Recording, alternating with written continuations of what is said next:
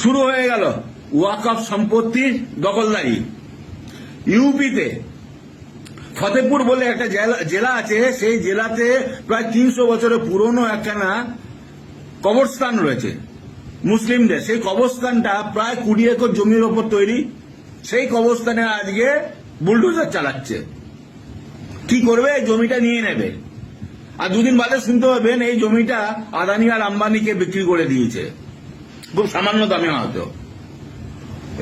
এই বিজেপি সরকারের কাজই হচ্ছে এইটা। কিন্তু আমি একটা কথা বলতে চাই, পশ্চিমবাংলায় এই কাজ করতে এসো না। পশ্চিমবাংলায় একটা কথা মাথায় রাখবে, হিন্দু, মুসলমান, খ্রিস্টান, শিখ সব কিন্তু ভাই ভাই।